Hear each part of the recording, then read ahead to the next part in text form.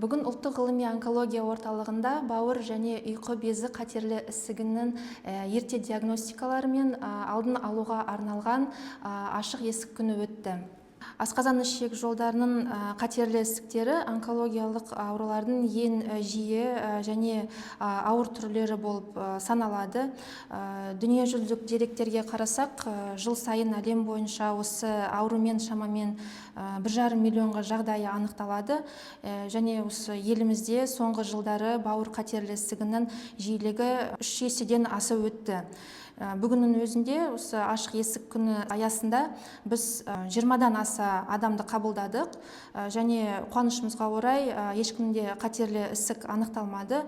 Бұл қуантарлық жағдай. Ел тұрғындарын осындай шаралардан қалмауға, денсаулықтарына жауапкершілікпен қарауға шақырамыз. Сол себепті де біз осындай тегін консультация өткізіп тұрамыз.